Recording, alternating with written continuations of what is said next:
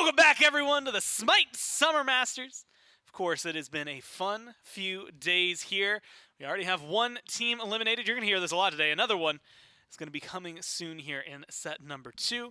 And all of this, the winners, unfortunately the losers, but mainly the winners, focus on them, are playing on some fantastic PCs. If they're going to go out, they're going to look good doing it, and the game is going to be, of course, on the best graphics, best frame rate, and the best running possible, and that's because they're playing on these Alienware PCs. We've got the laptops up here, again, customizable with the color scheme on the back, but you can also go and get your own, whether it's the Aurora Ryzen R10 desktops, you want a gaming laptop for on the go, all of that you can get at SMITEGame.com/Alienware and use code AWSMITE09 to make sure you get discounts on all those fantastic products. Also, make sure you follow them on Twitter and Instagram at Alienware, and go to AlienwareArena.com to join their global community for giveaways and more. So thanks to Alienware for coming back here in Season 9, and thanks to Chili for sitting on the desk with me and hanging out as we get into the Mambo taking on the Storm.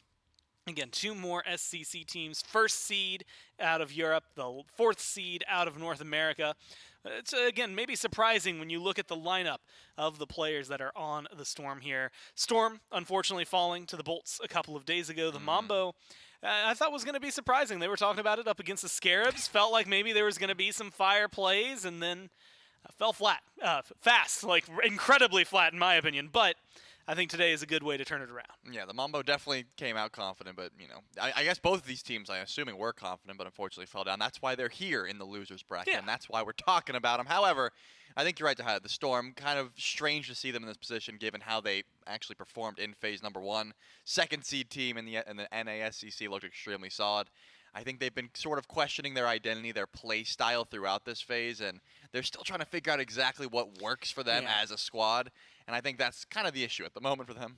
Well, we can go ahead and take a look at the schedule for today. Of course, you've already seen 1-2-0. The Gladiators sent home by the Hounds.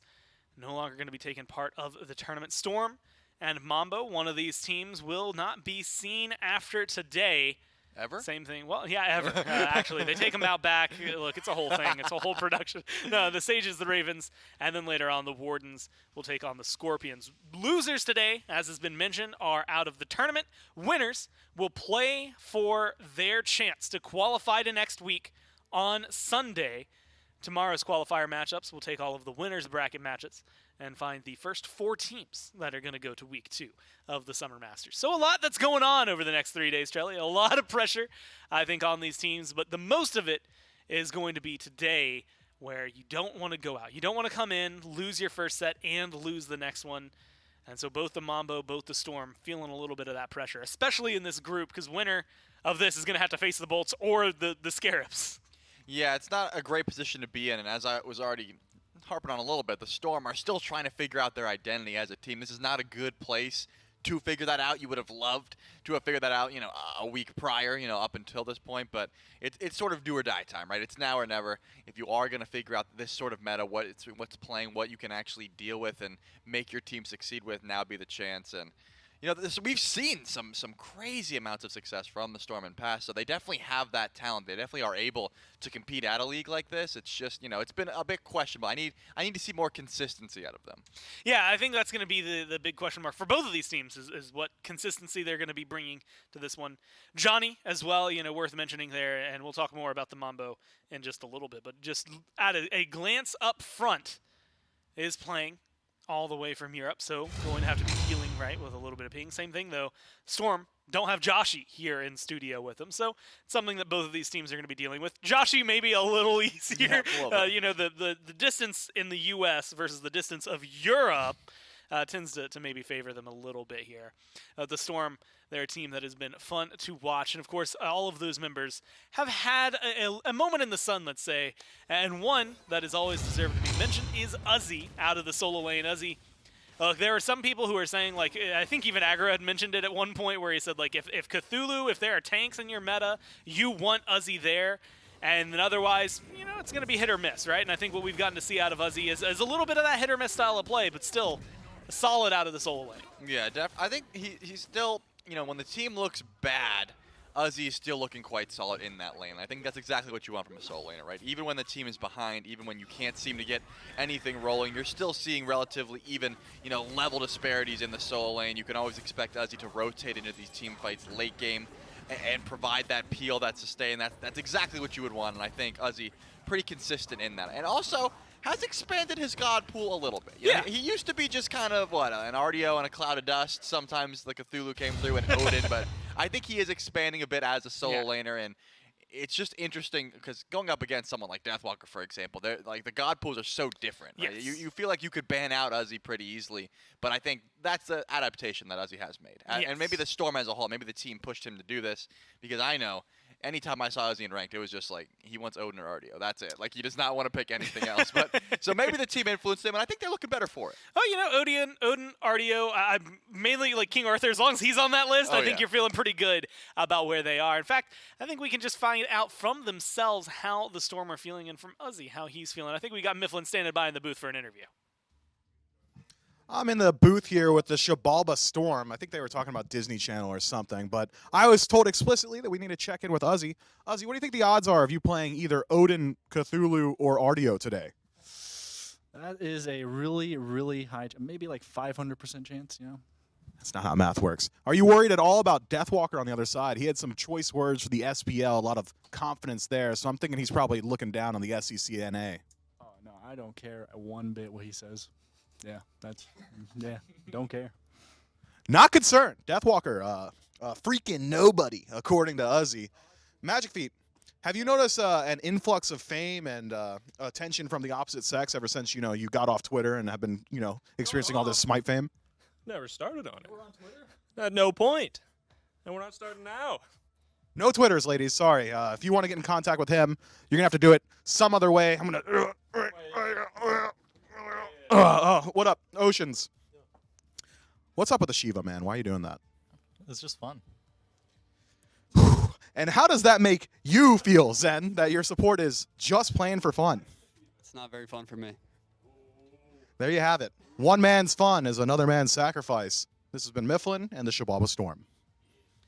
I'm utterly surprised Mifflin didn't just say, oh, well, yeah, it's been losing, though, or something. Like, that feels so in character for him. Yeah, the Shiva, yikes, hasn't been working too well over there for him. Definitely not. But at least he's having fun. It might be ruining 4 other people's fun, but at least you're having fun. Either way, it's going to be interesting to see what they do, Oceans and the rest of that group. Always, I mean, look, their name was Fun Havers before they became the Storm. They were the Fun Havers. They're still rocking it, as it would seem. They're going up against the Hex Mambo, though, a team that is difficult to try and take down. A lot of ex-SPL talent. And on top of that, a lot of players who have been not only on land before, but have played incredibly well on land before. Zyrhoes, Dzoni, and of course, who they were talking about prior to that. If Uzzy is taken at face value, would be seen as a nobody to others, would be seen as a Worlds finalist a couple of times. Deathwalker has been rocking things pretty well in the solo lane, Trelly, and he's been doing it for years. Yeah, I don't think Uzzy was saying Deathwalker's a nobody. He's just gonna let That's what Mifflin said. Yeah, he's just gonna let the trash That talk Uzzy roll said. off his back, that sort of thing. But Deathwalker's certainly not a nobody on the battleground. Has been around for quite some time, and I think really making his namesake for. I hate the term theory crafter. He plays a lot of different style of characters and different style of builds. Some work, some don't. But in the EU SCC, in particular Hex Mambo, I mean, it's just been working, right? They are on top for a reason. And I think Deathwalker always a great point of contention in that lane in particular. He's usually able to just make these fat rotations late game, right? He's not rotating in at level 12. He's not teleporting in. He's waiting until, about level 18 where he's got a level or 2 onto all the carries, and then he's able to use that influence for his team. If you look at the kills and deaths throughout this game, you're going to see Hex Mambo 2 kills at 28 minutes. This is the style that they like to play. Yeah. The Storm like to get active early. The NASCC in particular like to get active early. That's not what the Hex Mambo are going to bring. They're going to sit back, and they're not going to care too much about that early farm. They're going to say, we'll see you at our team fight because we perfected that art. We're ready for the 5v5. Yeah, they're going to hang out. They're going to farm. They're going to XP grind. They're going to do their best to choke you out on the map. We'll see whether the Mambo is going to do here. If you want to check out and see how Uzzy and Deathwalker have been performing just in general Here you go for their Season 9 stats. First off, absolutely loving this one. Yeah, That's one of just- them looks way more prepared for the beach. Yeah, I was going to say, Uzzy, look, if we're rating you on specifically strategy for summer, he wins. Kills-wise, he wins. Assists, he's doing pretty good. And KDA, he's maybe lacking a little bit, dying a little bit more often. Gets in there and goes a little deep. Goes back to what you were saying, though, right? Deathwalker is not gonna be known for the one picking up all the kills. Is not gonna be known for the guy Look at that who's gold looking per for minute. farm. That's Yeah, I what was he gonna say that wants. GPM. Yeah, that's what they look for here on the Mambo. That one is going to be very fun to watch. How these two will shake out. And I'm excited to see what they can do. And picks and bans for game number 1. Storm are going to be the first pick team here. So now, as much as we like to meme it, we'll figure out whether or not any of these bans get thrown over towards Uzzy, how many maybe get thrown towards Johnny or Zyrhoes, even Echrome. I mean, we mentioned it, and I think it's worth mentioning in picks and bans here for the Mambo. Echrome's Heimdallr, even though it didn't perform to the standard, I think that it is set in the SEC yesterday, has been known and usually is forced ban from any team that plays against them in Europe because of how potent it can be.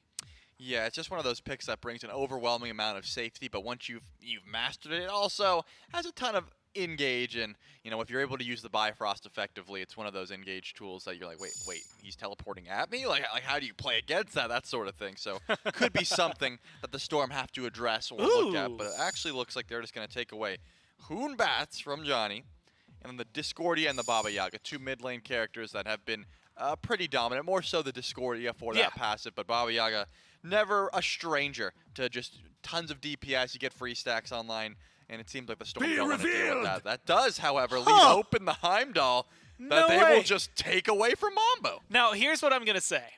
I saw the Cupid ban. Like Eset, Nemesis, those are meta bans. Who cares about that? I saw the Cupid ban, and it is a meta ban.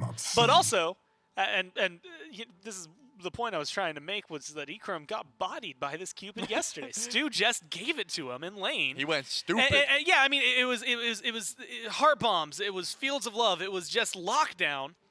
And so I was like, they're banning the Cupid. He's going for the Heimdallr. I did not expect at any point, with Khepri available, with Cherno available, with so much else still on the board, Shelly, that the NA team would have gone for the Heimdallr first pick. But it's thrown definitely, I think, a wrench in their plans. I feel like the Mambo were gearing themselves up for that. It's certainly possible, and at the very least, it threw Mambo off their game and put Storm in a position where they have some overwhelming safety in that duo lane, and now they can plan their draft accordingly. They know they're up against Khepri, Chernobog, which 2 picks that the Cupid would have been fantastic into, and I think that's why that ban was sent through. And now the question falls onto the Storm. What exactly are you going to do with a pick like this? Notably the Shiva is available, but I don't think, even though the jokes were made in the interview, it still has not seen too much success in the support role. So you would love to grab a Guardian here because you're up against Khepri. You know that. You want some aggression. Ymir, always going to be a great tool to use if you want to try and get some early aggression. It's also the wall is going to be detrimental for Cherno and the Khepri. So I think that'd be something that'd be definitely smart to grab in this situation if Oceans is feeling confident on it. Because if not, you're going to be getting banned out in this next wave of ban for sure. Uzzy's pick, however, you got to make sure that Odin comes through. And you know what? I'm going to be honest, as much as we memed it, still didn't expect it. If I'm real with you, it's fun to poke fun at Uzzy. And maybe we'll see why this Odin is there when we get into game. But oh, you'll see it. I was thinking it was going to be hey, haha, it's here, haha. But also, he's not going to play it. Like, he's going to lock in. Even Ardio has been a little more meta as of late. Odin, though. You said 500%. Look, if you're looking, he did say 500%. You're right. How could I doubt him? Chernobog, There's Khepri, the spirit. they're not going to have a good time trying to escape this Odin. That is true, and they are going to grab the Baron. Oceans has been playing these mage supports for quite some time now, and almost always, before Lono's Mask was that starter item, he was going he was rushing it. And, we always asked him the question, why do you always do that? He's like, I don't build Lonos all the time. Go forth, my children, and take over this land. Which was every game. So Oceans just feels as if he's going to be taking the full brunt of the CC.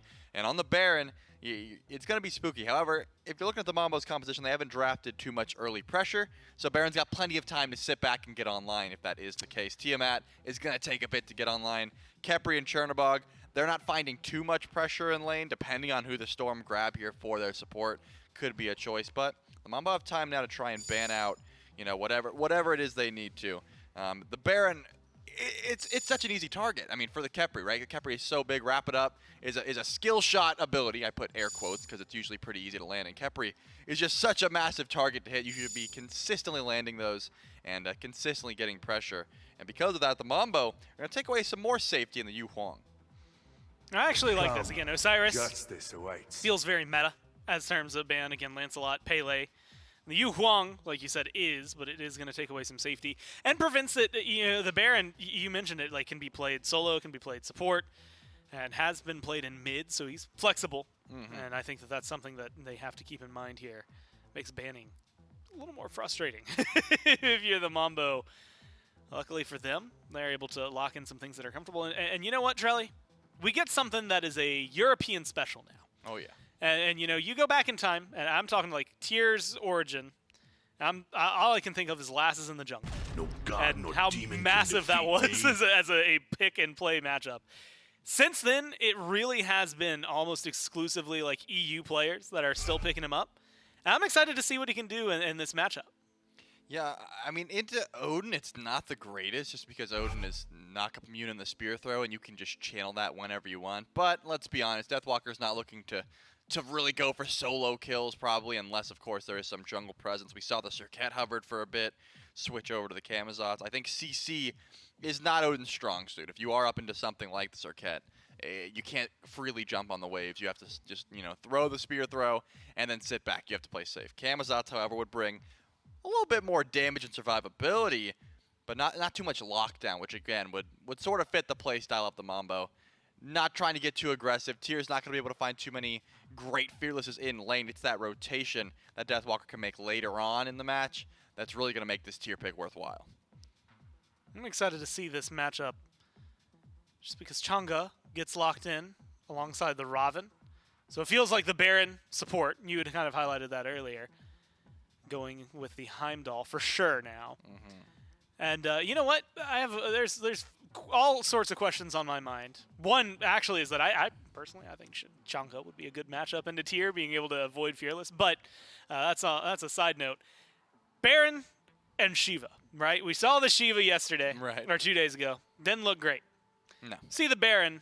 Admittedly, hasn't been around for a while, but on the grand scheme of things, where does he fall for you? I'm so tired of seeing the Chungle. That's what I'm seeing. Yeah. But Baron is going to bring, you know, a ton of We'll talk lockdown. about that Chungle. Yeah. Don't worry. Yeah, We'll tear into Oh, it. I will. You just wait. But Baron brings a ton of lockdown. The issue is when you get behind, because when Baron is behind, he just dies so quickly. He can't be a true frontliner for his team because he's a mage, right? You can still build that Lonos mask if you want, but the meta hasn't been too kind to the Lonos mask. It's been more so, you know, you're going Benevolence or this healing style of build, or, you know, the Watcher's just trying to get some extra gold online. Lonos still could be a possibility, and I think it would work well here. It just depends on how you're playing the early game, because, again, Baron from ahead, he can be great. I mean, you can make Khepri's life miserable, force a beads out almost guaranteed, or a Scarab's Blessing, something like that. The issue then becomes, you know, how tanky are you in this late game? Are you surviving the damage that Echrome has? Are you surviving being able to frontline, you know, into Zyrhoes' Tiamat? Time will tell. But, you know, they do have a fair bit of early pressure. I like the Raven lock-in here for Magicfeet. I think it's going to be able to facilitate, you know, at least the mid lane matchup. It's got a decent time into Tiamat, right? You can blink, send out a bunch of CC, force that jump, Mystic Rush after, with a Waxing Moon coming as well from Joshy. It could be a good time. But we know what Mambo want to do, because I see the Chungle. Yeah, so tell me about the Chungle, right? So, and to preface this for people who are maybe just tuning in, first off, yesterday it was played twice. After game one, when it got locked in for game number 2, I think my mind literally Johnny decided they didn't want to win that game, because it did nothing. Of course. So why bring it back?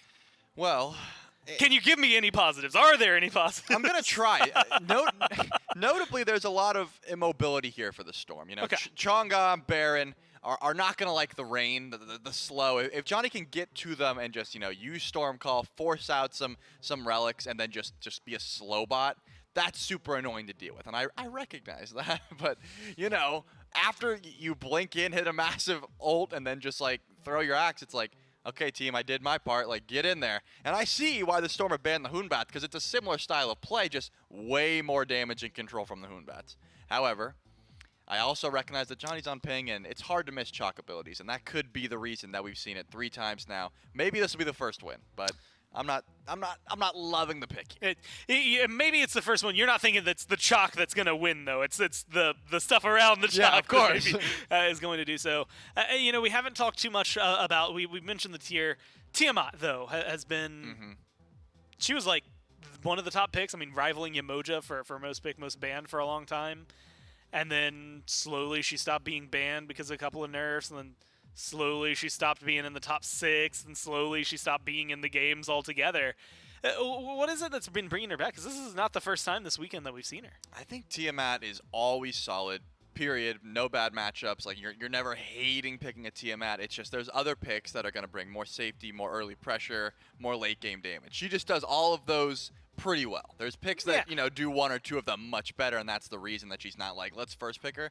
But, you know, the split push of the Lizards is super annoying late game. She's going to have a ton of safety in that lane throughout the game. You know, you're not going to have crazy damage early, but you're going to be able to clear the wave, and that's all you really need. And then being able to eat 2 buffs really can up your late game. If you have a speed buff on a Tiamat and a red, she's able to really spread some damage. So I think just an all-around great pick that doesn't reveal too much about your draft. If you're trying to get a mid laner before that second wave of bans, you can't go wrong with the Tiamat. It's always exciting, and I'm actually excited to see what that one's going to have. Matched up, and normally, again, and this is something to touch on, if I saw like a Baron and a Chang'e together up against like a tier, I would put the Chang'e over there against the tier personally, just because, hey, that feels like a free matchup, at least where you're going to avoid, you know, your tiers, things, or not your tiers, your fearlesses, things like that. That's still going to be true in the late game, stuff like that. But the Chang'e matchup into a Tiamat. If anybody's played a lot of Chang'e mid, it's Zyrhoes. Zyrhoes loves that pick. He was doing it in the SPL last year. So it feels like something that, to the Storm, or for the Storm, is going to be interesting to watch, right? Not your standard mid lane, but not really a pick that hasn't been. I mean, Aquarius has been playing it a couple of times. We've seen it a lot in solo lane. Again, Zyrhoes has played it in the mid over the last year and a half. I guess we'll get to see whether or not it ends up performing here in the mid lane as we go to game number 1 for the Storm versus the Mambo. We jump down to J-Mac and Spooky. Yeah, thank you so much, Gore and Shrelly, for breaking that down on the desk. Jumping in to the first game between the number 4 NASCC and the number 1 EU SCC matchup, a reverse of what we had in our first set as far as the standings are concerned for the respective regions. A lot of former pro talent on both of these rosters, Spooky. You look across the board with like Ocean's Uzzy, you look at Deathwalker, Johnny, and Zyrhoes, who quite literally were just SPL quite last year. And we get to kind of see how this clash of the minds works between these two teams. But how are you kind of feeling about this Baron support? It's something that we saw earlier on in our first set of the day. Didn't really get a whole lot going for it. How do you feel kind of coupling that with the Odin? This is going to be a super interesting match on account of Ocean's being on this Baron. We've seen him do this before in the SCC. It's a pick that he's familiar with. He likes doing it. And if they can get something going with this Odin, if they can use that Life of the Party to pull people out of position, then lock them down with a Ring of Spears, I think they have a lot of potential going for them. Problem is, Ocean's is a very W-key kind of player. He likes getting very active very early, and he likes to stay very active throughout the rest of the game. Oceans is not the kind of guy who's going to be standing back with InMyZen in the back line, making sure he's safe and no one's diving on him. Oceans is the kind of guy who's going to be running at the enemy purple buff saying, okay, is there any opportunity for me to do something here? Oh, there's 2, 3 people? Well, maybe I can still steal something away. And that's where Storm might run into a couple issues. If they can kind of keep that on a leash and pull Oceans back a little bit to make sure he's in position for the setup, they've got a lot going for them.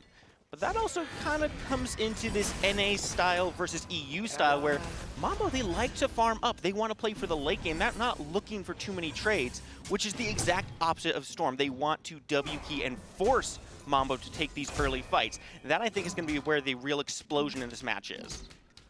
Now, the most interesting thing that I'm noticing right out the gate, we may have to get to that in a moment, we'll be fine, or the duo for now, is looking at both the solo laners' builds. Tier 1 earring built with bluestone for both of them. Now, we saw this earring pop up yesterday. It was on an Ola run mid, and it stayed there. It didn't go any further than a single earring for that MP5. But, Spooky, do you think that we might actually see something come of one of these 2 earrings from these solo laners? I mean, I would hope so. I'm hoping you're not just sinking 600 gold into 15 MP5 for the majority of the game, but at the same time, I don't know which one they really want to go for here. I mean, Manticore Spike maybe, but how much value are we really finding out of that in the solo lane? I feel like the earrings maybe don't offer enough benefit as they're being built up to really warrant this first item pick. I wouldn't actually be too surprised if we see them leave this tier 1 earring there and just use it as the additional MP5. They both have the blue stone, so you know they're wanting to use those abilities very, very frequently. And there is some worry here about that blue buff, right? Both teams here can put some pressure on the enemy blue, and neither one of these two gods really wants to lose their blue buff. You can already see Johnny and Deathwalker stepping up to this one, and Uzzy's not going to see this blue buff. Oh, maybe. Nope, Magicfeet a little bit too late to get there. Thought maybe he would jump in and get some fight happening, but not going to be the case. So Uzzy going to be without that blue for a couple of minutes. Deathwalker will get a benefit from having not just Uzzy's, but his own shortly after. And it's kind of funny to see Deathwalker on this tier. When we had an interview with him, now this is like a month and a half back during SCC at that time. He was going up against B. Azrael in the solo lane. And one of the things that Deathwalker said is, we are just that scared of his tier. He is like the best tier in the EU SCC.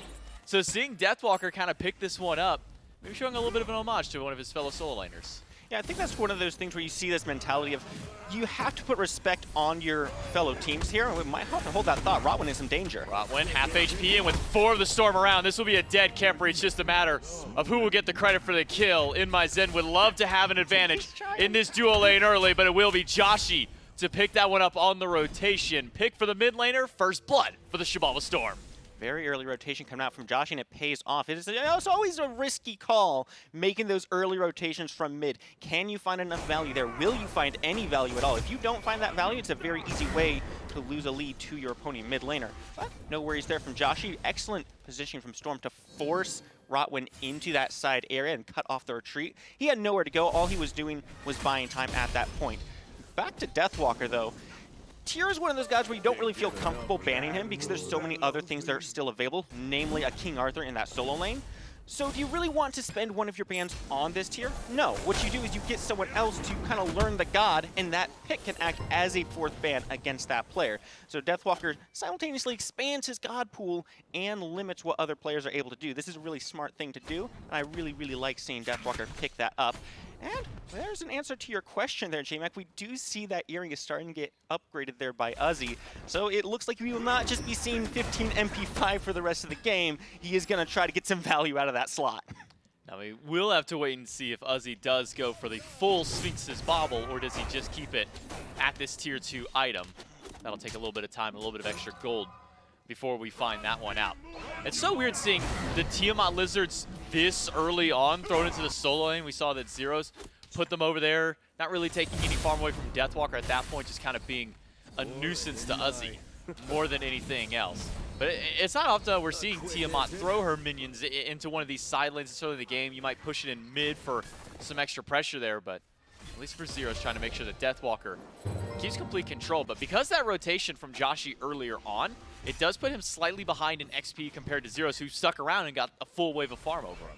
Does put him slightly behind in XP, but take a look at the builds, right? Joshy already has the Warlock Staff completed. He's building up stacks on that now. Zyrhoes only has the Restored Artifact. He's a little bit further behind in his build. Now, granted, Warlock Staff isn't giving you the most value until you get it fully stacked up, but on its own, it's not a bad item either. So this does give Joshy a little bit more fighting potential in this mid lane, and that's one thing that this Chang'e does like to do. It's a short-range character here. You are not clearing the wave from the safety of your side of the map. You kind of have to step forward into that wave and use those abilities at a much closer range. And if you're doing that, you're trying to catch Zyrhoes in that as well. So this enables Joshy to brawl a little bit more and try to push Zyrhoes a little bit further back. I really like his decision here. I think it's going to work out pretty okay. More notably, though, Magicfeet trying to put some pressure on that left side as well. But Mambo, they're just not having any of this aggression. Oh! InMyZen with a nice combo onto Echrome, but the beads are gone for the Chernobog, and so is the dash. But with Rottwen standing by, no further engage from the Xibalba Storm. Ultimates will be held onto by the jungler. Magicfeet pulled back in, but not a whole lot of follow-up kill just yet. Johnny a little late to this rotation for Hex Mambo to try and find a kill. For the time being, Xibalba Storm, they'll hold on to their 1-kill lead. But it's Hex Mambo who are holding on to a slight gold lead, about 500 and then 1,500 XP to Hex Mambo. Yeah, this tends to happen with Storm. They tend to spend so much of their time running at the enemy that their farm doesn't always get up there. Deathwalker actually able to steal that one away. That's unlucky for Uzzy. But the weird thing is that Storm hasn't been holding that WP quite as much as they normally do. This has been a fairly quiet game for them. The only rotation we've really seen is from Joshy from that mid lane onto Rottwen. And after that, it's mostly been Mambo with the aggression onto this right side blue buff. That's the second time Deathwalker's been able to take that away from Uzzy. And you have to wonder, where is Storm's head right now? Normally, they're always wanting to be aggressive. But right now, they're kind of playing Mambo's game plan. And you got to consider, right? Mambo is the first seed in their region for a reason. They are used to this game style. This is the way they want to play, and they're better than every other team in their region at it. Does Storm really want to change what they're so well known for and start playing this style with the assumption that they can do it better? I think it's a little bit risky. And that's kind of always the topic of conversation when you have the SCC against SPL, or even when you're just going between different teams within their respective leagues is, you know, what are you doing to kind of fight up against them? And 99% of the time, the players just say, well, we're just going to play our own game. You know, we're a fight in the first 10 minutes kind of team, and we're just going to kind of keep doing that. And I think you're right to bring up that we're not seeing that from Xibalba Storm. They're throwing a little bit of CC out here and there. You know, Ocean's is trying to get as much poke as he can on a support Baron with no power, but at the end of the day, the Xibalba Storm just aren't quite making those same number of moves that we're more accustomed to seeing them out of this SCC region. Take a look at Deathwalker. He's just living in this bottom right-hand side of the map. He's proxy farming. He's looking for these blue buffs. He's looking for the enemy jungle camp. Now Uzzy, we're starting to see he's doing a little bit of the same. But Deathwalker, he's been down here for a minute. You can already start to see a little bit of a lead has been accruing. He's not going to be the one to upgrade his earrings. He's going straight for that Glad Shield. And even Uzzy doesn't upgrade past that tier 2. Deathwalker is winning this 1v1 handedly. Needs a couple more seconds for another Fearless. We'll switch to the blue stance. Pulled in by the Coffin by Oceans, but Deathwalker will be fine, half HP. It is a 3v4 for a blue buff fight. Ult in from Deathwalker. Does find a couple. Zyrhoes will join the fray, and Uzzy gonna lead the charge for the Xibalba Storm in. All ults are down for the Storm. Rottwen still holding on to his, and he's gonna need it now to keep himself alive, but that's only gonna delay for a couple more seconds before Joshy picks up his second kill. Unlucky for Mambo. Uzzy made a beautiful rotation from Mambo's side of the map down to his own blue buff where all that aggression is coming through. Finds 2 with the Ring of Spears. And then Deathwalker, he just completely flips himself over the wall straight into the Ring of Spears as well. That's not where you want to be fighting, unfortunately. Rottwen trying to body block as much as he could. Ends up paying the price. Surprised to see him also use the Scarab's Blessing there. I don't think there was really any way he foresaw himself getting out of that fight. Hex Mambo was complete retreat at that point, even when that Scarab's Blessing was triggered and he revived. Mambo wasn't going to step back in for him. They knew that he was dead there. But, you know, better to use it and not need it than need it and not use it, I suppose. But and that's unfortunately the position that he's now put himself in. Rottwen will not have the Scarab's Blessing available for a little bit longer. And that should be a signal for the Storm to start getting a little bit more aggressive here. Probably on this duo side, try to punish this immobile Khepri, because Uzzy is like the perfect god to start punishing this Khepri pick. Lock him in the Ring of Spears. Khepri has no way of getting out of that. Force the ultimate as often as possible so you can find yourself a lead in these fights.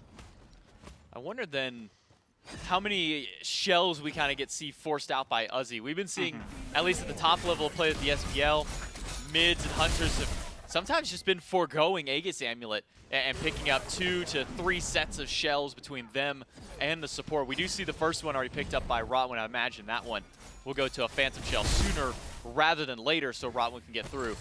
But it does kind of raise eyebrows as to if the mid and the hunter will kind of follow suit to the other levels of play and kind of follow there. We'll have to keep watch on that one at the least. Zyrhoes didn't go for a stacking item, at least a more traditional stacking item like the Warlock Staff. Instead, it was that Charon's Coin first item. InMyZen will be fine for now. Echrome crashes over towards Oceans instead, but Oceans is fine. Level 9 on this Baron will go up on the Coffin and try and pull somebody back, but just slightly out of range or Hex Mambo. Yeah, Storm was trying to make that rotation over. Oceans was trying to find Rottwen again there, but unfortunately no dice. And JMac, I've just figured it out. I've just figured it out because of the shells, all right? This will be a Sphinx's Bauble, but it's not going to be upgraded until later, and specifically because of the Phantom Shells. Uzzy knows that this counterplay is just too good an option right now. He knows that Mambo are going to be able to walk out of this Ring of Spears. So what he's going to do is he's going to get that Ring of Spears as up often as possible. He's going to have more Rings of Spears than they can have Phantom Shells. He's going to get that Breastplate of Valor online. He's going to get a little bit more CDR, and then he's going to get the Sphinx's Bauble. So sure, you can Phantom Shell and walk out, but Uzzy might be the one getting locked in here pretty soon. He's got to make it to the point to get that bauble. And for now, he will, as Oceans and the rest of the team rally around to make sure that Uzzy will be fine. I say Oceans, he was all the way back at base. It was Joshy and Magicfeet who made that rotation through. He was there in spirit. That might have been the third most disgusting thing you said to me is Odin with max cooled this 60% CDR. The only two things worse you could have said were Kumbhakarna and Nox. I mean, we might see that later on here. You know, if we're going to be seeing don't one put Sphinx's that poison Bauble, out there. then we might as well start picking more gods that can use the Sphinx's Bauble. You know what? What I want to see, Game 2, Uzzy back on the Odin, Oceans on the Nox, both Sphinx's Bauble. Oh, no. And we just don't let the enemy play the game. That's the game plan here. Just make sure they don't get to do anything, and then how could they possibly win? That's awful. Why would you put that? Why would you put that out in the You brought it world? up first. To be fair, I did bring up the other gods, but now you're trying to will it into existence. Nox mid, Kumba support. Okay, now it's even worse. Now it's even. How do we make this even worse? For Hex Mambo, they're going to try and make the game state worse for Xibalba Storm. Trying to keep InMyZen out as Gold Fury started up. Down to 20% HP, but Zen cannot get in. Has to Bifrost away as Johnny playing perfect zone on the Chaac. Hex Mambo grabbed the Gold Fury and pushed that lead up to close to 2,000 gold, 1,700 and then 3K XP. Hex Mambo, despite the fact that they're the ones dying, I say they, it's just Rottwen so far, the rest of Hex Mambo have been finding their gold across the map. And this is the problem with, you know, having a team switch their game style and trying to match the other side. Storm is known for getting aggressive and looking for the kills, and so far they haven't been doing that. They found 2 so far, but like you said, it's only on Rottwen. They haven't been able to put anyone else behind. Mambo, for their part, is just doing what they normally do. They're looking for these objectives. We do see a Pyromancer, and there is some response. Deathwalker ult in, stunned on impact, but can he find anything after? Pulled back in by Life of the Party, but it doesn't get there in time. Now Ocean's low, and Deathwalker and the rest of the team, all 5 of Hex Mambo here for the chase down. But can they even find anybody? Joshy is under the tier 1, Ocean's far away, jukes out the root, but Deathwalker is willing to dive that tower to pick up the first kill for the European squad. Hex Mambo now on the board off the back of their solo. Well, InMyZen just in his Zen, he's just chilling out over here trying to take this tier 1 tower down. He does get that, put a little bit more gold back into the pockets of Storm. But I would not say it's entirely what they were looking for there. Now they do close up the gold a little bit here, but it just doesn't stop. Here's the aggression from Storm. Johnny with a 3-man ult will buy himself some time and space. And with Zyrhoes and Rottwen standing by, there will not be any further engage and further chase down from Xibalba Storm. So with that gold that InMyZen earns for his team, it does shore that one up to just under 1,000 now, where we were borderlining 2K just moments ago. Now you can see only that 600-700 up for Hex Mambo. It's the experience that's still the bigger part of play, but with as small as that is at this point, it's a half level here and there, except for the jungle. 2 levels up for Johnny over Magicfeet, just not been able to find the same level of farm success because of what Deathwalker is doing right now. Yeah, Deathwalker's just been all over the Storm's right-hand jungle, and Magicfeet has not been able to find farm. But again, this isn't a position that he's entirely unfamiliar with. Magicfeet is quite often a couple levels down, 1 or 2 down on the enemy jungler, but normally it's because he's so active. He hasn't been nearly as active this time, and it's just Deathwalker stripping away this farm, stripping away this XP, and you gotta think, maybe that's gonna cause some problems for Magicfeet as this game goes on, because he's not finding these high-value ganks that he normally does. He hasn't been able to put any of his lanes ahead right now, and in fact, there's even a small lead over there in the mid lane where Zyrhoes has been able to maintain that 1-level lead that started all the way back when Joshy made that first rotation into the duo side. That's not been shored up, despite plenty of time for Magicfeet to have made a rotation over there. We just have not seen it happen. But Rottwen is once again the target. Zen and Magicfeet are trying to start a fight. And it's up against Rottwen. Deathwalker. And this is at least a good one, but Deathwalker is chasing Oceans around. And Deathwalker will go ahead and eat that coffin, so that way Rottwen does not fall to a similar fate as prior. But Deathwalker with not a whole lot of protection to his name. A lot of HP, gotta give him that, but certainly not tanky when it comes to some of these harder hitting gods. Joshy, I thought maybe he would throw an ult over the wall or something, try and scare Rottwen or Deathwalker, but for Would be now, very Storm. For now, the Xibalba Storm will back away. But is this the way that the Xibalba Storm need to adapt now? They're kind of falling behind in the farm game in some areas, Magicfeet specifically. Is that the right play from Magicfeet and the team? Is to just try and force a fight anywhere they can at this point? Look, the fact of the matter is that Storm, they're not going to be out farming Mambo. It's just not going to happen. We've already seen that happen for the first 15 minutes of the game. It's time to adapt. Take what you're good at and just go at them. The lead right now is not big enough for Storm to look at these fights and say there's no way we can win. These are still very, very even fights. The lead right now is like a tier 1 item for a couple members of Mambo. That's nothing. That's not significant. They are still 100% within fighting range, but if Deathwalker gets to keep doing this, I don't know, man. Well, didn't steal the red buff away, and life of the party by Oceans. A little too shy of maybe being able to grab Deathwalker. The 2 dashes that come from the Fearless out of Deathwalker gets him enough distance to get away. And now over towards the left side of the map, maybe setting up for Gold Fury. That one's going to respawn momentarily as Echrome and Zen have a battle between the towers. And look where Deathwalker is once again, keeping Oceans and keeping the Xibalba Storm away so that his carries can start putting in the heavy lifting. And that just feels bad if you're InMyZen. You see this guy just stepping up between your tier 1 and your tier 2 tower, threatening the purple buff, and Oceans can't do anything about it because the enemy solo laner is all the way over here just pushing you away. That might not be the case for long, though. Echrome forced into the air. Does go up, but he can spend a lot of time up there. Crashes down as soon as the cage is gone. Jump in from Uzzy is good, but Echrome finds a root immediately after. Deathwalker and Zyrhoes on the way to try and help out, but it's only Rottwen who got eat by the stun there. And Dzoni will do split push things and start working on some of those minions and get some farm of his own. While Hex Mambo was dealing with the disengage, let's Xibalba Storm go right back to the Oni Fear to get this one started up. It's a 4v5, it's a power play, at least for now. But keep your eyes on Dzoni. He is wrapping around the backside of this team fight, which we'll have to get back to in just a moment. A brief pause in the action as we get ready to jump in to this Gold Fury fight. Hex Mambo down a man at the moment, as I say. Dzoni making his rotation in should make things interesting during this team fight, Spooky. Yeah, this is going to be a very, very risky team fight for Storm to take because, like you said, right now they have the 5v4 advantage, but they have to keep in mind where Johnny's coming from. He was all the way back in that right lane. He's not there anymore. He's already making that rotation, looking to get that flank onto Storm. He's still got the ultimate available. If Storm does decide to engage this fight and full commit to it, they could very easily find themselves getting knocked up, silenced out by the Storm call coming from someone they didn't even know was going to be over there.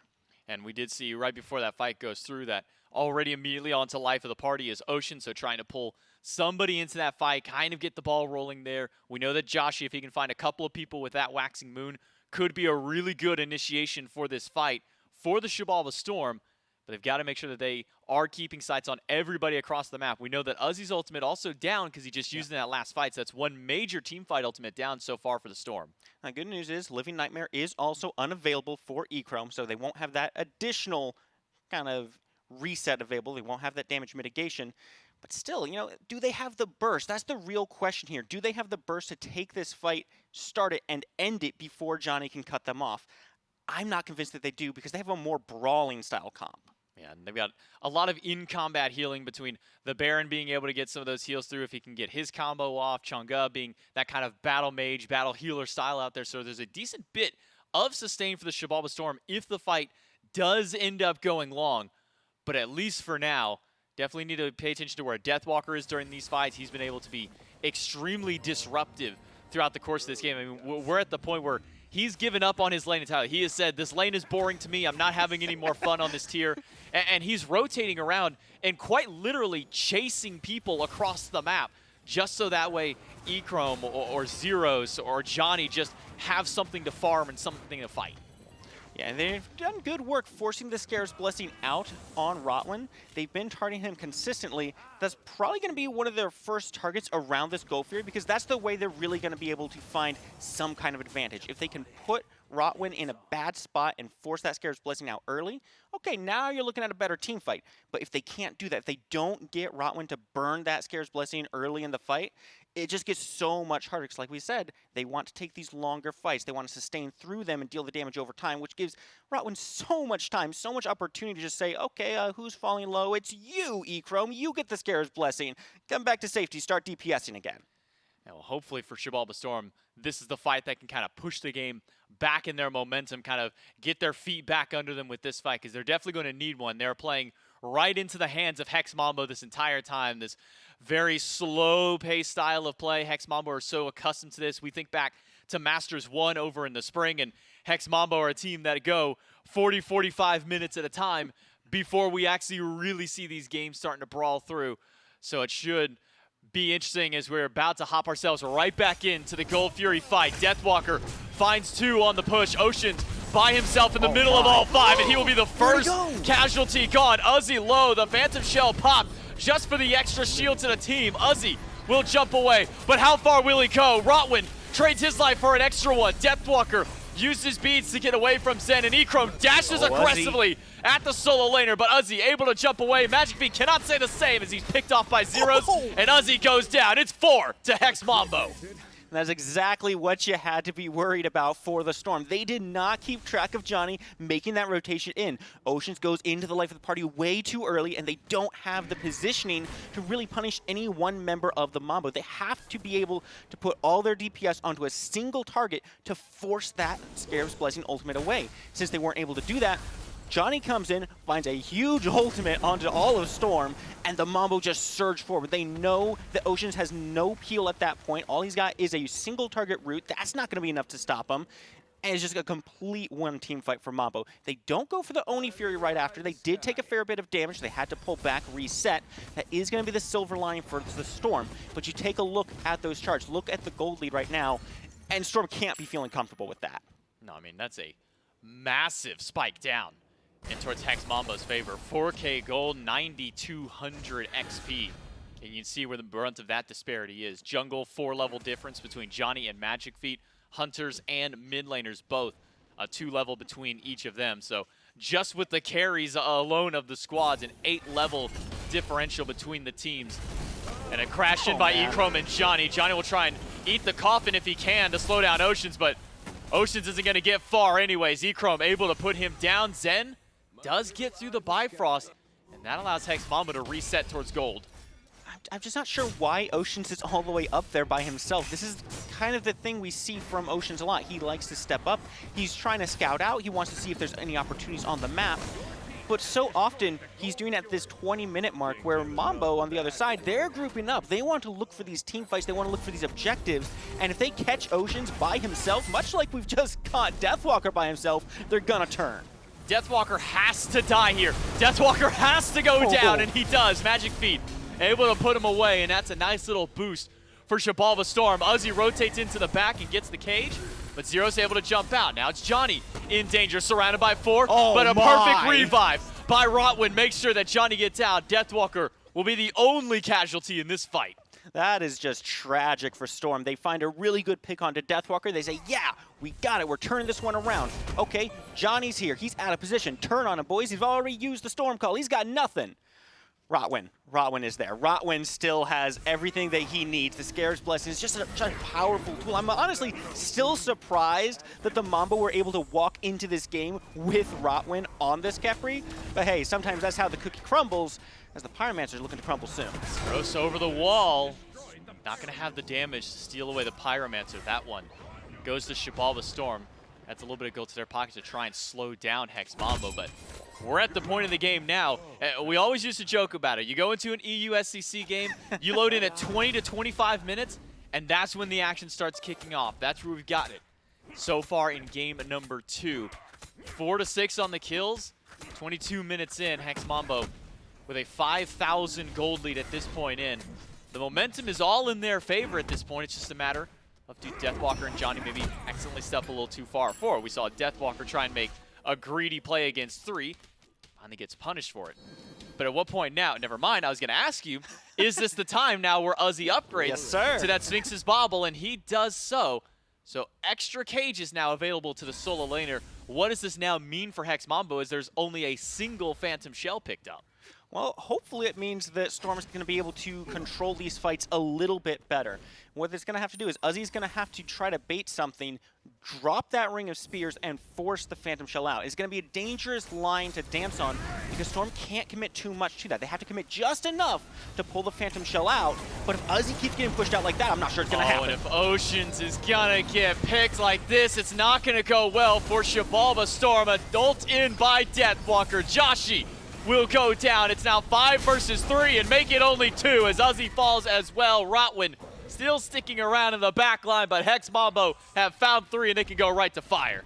So, J-Mac, you remember when we said that Storm is still in a position where they can fight into Mambo, the lead's not that bad yet? Well, we've moved past that point. That is not the case anymore, and it seems like Storm hasn't quite recognized that. You see Magicfeet taking this fight, Mystic Rush, forced down. What is Zen doing all the way over here? Goodness! They forces the Scarab's Blessing, but it's a whole Fire Giant for 5 members of Mambo.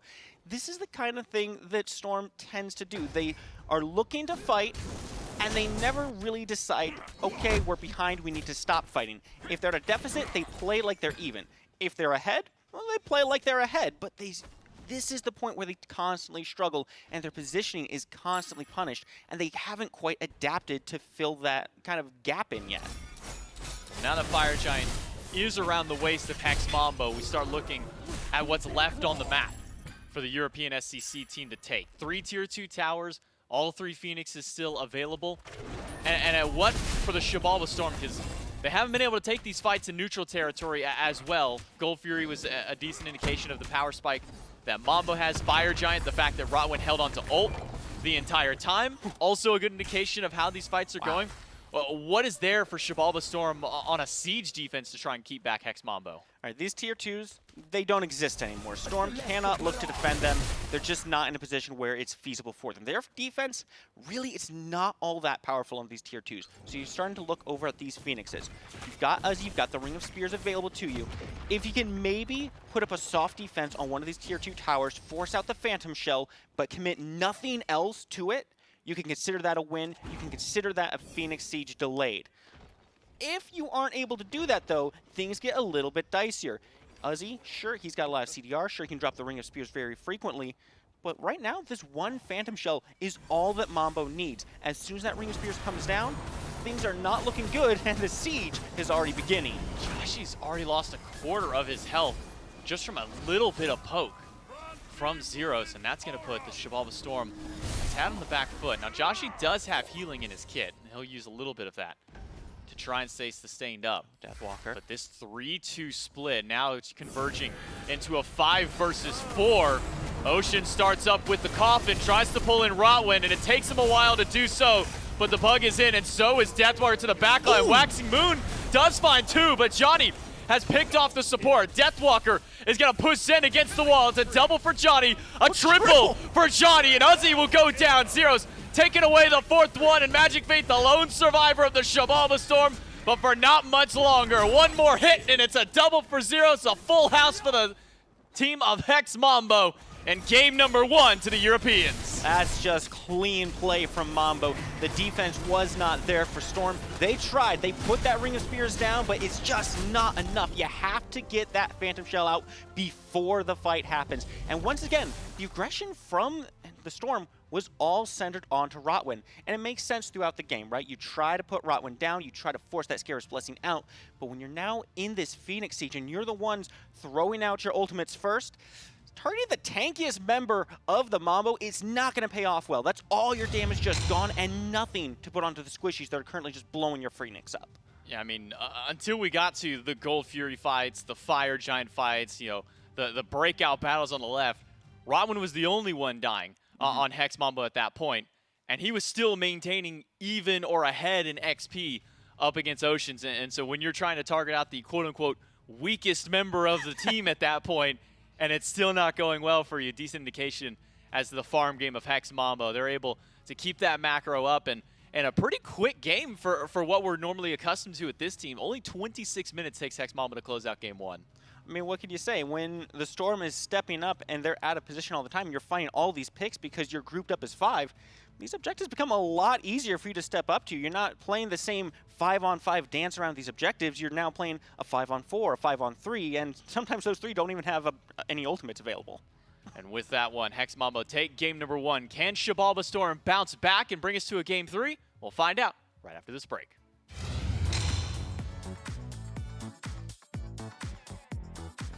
I win? What did it win? You win. Respect. You're telling me an alien wore this? Perfect. Okay. Okay, that was a good cut. Messaging him to mute. The best graphics you really need, ultra, of course, and I can probably watch a stream on the side. Content's gonna look good. Pretty good, pretty good.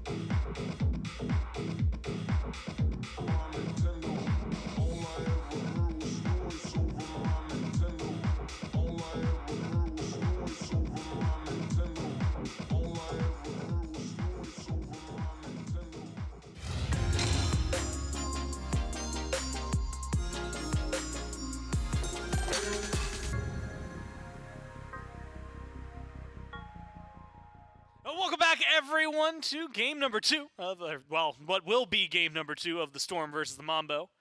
To the desk, SMITE Summer Masters.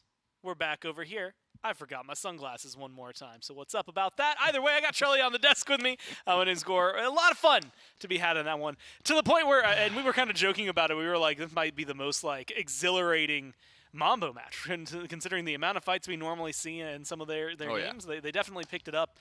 And, you know, I promised you I wouldn't make you talk about the jungle. So I'm not going to make you talk about the jungle. Instead, we'll shift. Tiamat looked really good that game. Zyrhoes had a really, really solid performance. I think that we get a lot from the tier, a lot from the Khepri, just a lot from Mambo. Yeah, it seemed like Mambo knew the game plan. The game plan was to, you know, put the frontliners in a panic, make sure that Oceans is consistently dying first. Again, I touched on it beforehand. Baron, not the greatest support from behind, and once it was clear that Mambo had the advantage, it just seemed like the rest of the team fight would follow suit. And notably, the jungle was able to do, you know, exactly what Chaac is supposed to do in the jungle, which is hit massive AoE ultimates and then let the rest of the team clean up. Johnny was able to get some last hits there, but I think, you know, Mambo as a whole looked very solid around these objectives. You can see Oceans just getting thrown around in the team fight because unfortunately that's the role of Baron. You're getting an ult off maybe, and then just letting the rest of your team just kind of help out if possible. Magicfeet really couldn't get off to any great ultimates in these team fights because it seemed like the team was already dead by the time he wanted to go in. You know, Uzzy went for this really heavy cooldown style of build, but the cages, when you're caging someone, it's like, okay, what are we trapping them in with what? What's the big follow-up for these cages? And unfortunately, it just wasn't there. I think the team comp as a whole for the Storm kind of fell apart once it hit that late game portion. And that's exactly where Mambo flourishes. Yeah, and you get to see throughout that a lot of really good fearlesses from Deathwalker up front. I think that really helped separate the teams. I also have to give a shout out to Echrome. Look, 2-11, maybe, you know, not as many kills as some of his counterparts. Lots of damage though, almost 21,000. And I think the look in comparison to yesterday to today for Echrome was almost exactly what I expected to see, right? Like, okay, yesterday it was a tough matchup. Things didn't go your way. Stu handled that lane. Let's get you back on your feet and see what can happen. I think this one is a lot more of what I expected and played incredibly well there. And it does open up now, you know, if Cupid gets banned, I think Mambo, as you can see behind me, will be the first pick going into game number 2. All of a sudden, is that Heimdallr a first pick worthy thing for the Mambo? Do they think they need it? Or are they going to grab this Chernobog? He's been, you know, a meta god for a reason, kind of hovering over every other hunter, except for Cupid nowadays. We'll see whether or not they prioritize him over their own Heimdallr when we jump into picks and bans. Yeah, I think the pressure's certainly on Storm here. You don't want to be sent home this early on, and you would love to at least take a game at this point, right? Yeah. Because you know, they were playing fine in the early, but I just think that the Storm never really drew that line in the sand where they were going to be able to fight back. It was more so just getting aggressed upon and not being able to find any sort of action. So draft-wise, again, that's where I'm expecting them to make their changes. And I'm hoping they get some early aggression and also some frontliners that are able to withstand through the first 30 seconds of this fight. Last bans for Hex Mambo were Iset, Cupid, Nemesis, their first pick, so any of those can change. That just becomes a god they can scoop up for themselves. The other side, it was Baba Yaga, Discordia, Hunbats. I think they might have learned something, letting Chernobog and Khepri specifically through. And so they're going to ban out the Khepri here on the Storm, already forcing an immediate change for the Hex Mambo. Yeah, I think the Khepri also something to highlight. The reses, it wasn't like the Storm were able to find some kills in those fights, but almost always Rottwen was there to deny those kills. And that's something that starts to get annoying as the team fight goes on. You know, you really can't plan for, okay, we'll get the res down, then we'll get a kill after the fact. Oh, we already used too much on the res, and now they're still at 5. Never works out. So I think a smart ban there. And Mambo are going to stick to their guns, consistently remove that Cupid from play. It seems like Echrome just doesn't want to deal with it. Maybe the team as a whole does not want to deal with it, and I don't blame him. I thought Echrome was going to play it. I thought they weren't going to deal with it. I thought they were going to be dealing it. I thought they were going to have all of that ability available to them. And so impressed, I would say, to see them click over that. They change out the Scordia here is what takes the place, or is what Khepri is replacing in the bans for the Storm. Otherwise, Baba Yaga, Hunbats, and then, like you said, the Cupid, the Nemesis, and the E-set on the other side. All 5 of those remain the same. Heimdallr was the first pick for the Storm. Heimdallr is the most first pick for the Mambo. they're going to skip over that and favor this Chernobog. They saw what happened in Game 1, and they're feeling confident. Yeah, it seemed like they were happy with Echrome's performance, and I don't blame them, but that does mean that the Heimdallr is still open if Zen wants to go towards it. Did a fair bit of damage as well, unfortunately. Just, you know, it's hard to be able to single carry a game away on this Heimdallr. You have to be able to survive for quite some time, and even if you're living, you know, it doesn't mean you're able to shred through these tanky targets. So possibly a change up in that department as we see the Chiron hovered. I think that would bring a completely different dynamic, right? It's just a different play style than Heim. You're doing tons of artillery fire, long range burst damage with the Chiron with that Centaurus. That's usually the play style. You go to Bluestone and you buy all the red items, and then at the end of the game, you're able to just initiate a fight, taking half health from all the carries. It's a without even putting yourself in danger. Yeah, you're from such a distance. You're CC immune, and another Uzzy god. Well, one of the 3 Uzzy gods, the Cthulhu, very highly prioritized here. Wasn't a big fan of the Odin into that composition, just because again, it's one thing to get everyone in the cage, but what are you trapping them with? This time, you got Cthulhu, who he doesn't really care. You could just be trapped in with a Cthulhu at this point, and it's not going to be a fun time. Yeah, honestly, team fight-wise, it changes a lot of their game as well, right? Oh, yeah. The Odin cages can be good, but they can be dealt with. Cthulhu, hey, look, he can be dealt with, but it's a lot harder to kill off a Cthulhu and stop his team fight presence than to knock down a couple walls in an Odin cage, just straight up pop a Phantom Shell and walk away. So that'll be something the Mambo have to deal with. Plus, they banned out the Nemesis, something that has made dealing with Cthulhu pretty easy. That opens up conversations around things like, do you have to get Sunder? Who's going to be the guy killing him? You know, does Chernobog have to change his build just to be a Cthulhu killer? Definitely some interesting shifts, I think, necessary. Tiamat. Here. They get, though, the Tiamat back. Again, a really good performance there for Zyrhoes last game. Whew. And like you said, does pretty much everything she does good enough. That's all you need. You get that with the Yemoja. And look, you're talking Season 8, you know, maybe Chernobog's up there, but like for the most part, this is a incredibly solid draft just a year ago. Even now, you can see the strengths in it.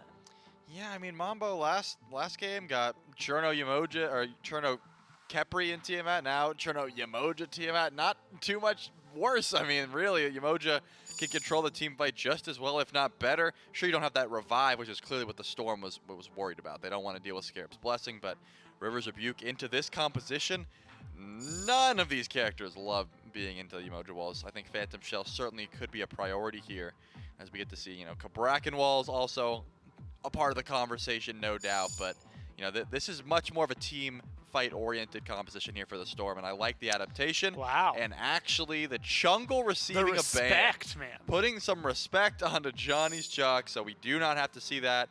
Or the tier, Deathwalker will have to switch up as well. Even more respect. Yeah, so some double respect bans there from the Storm.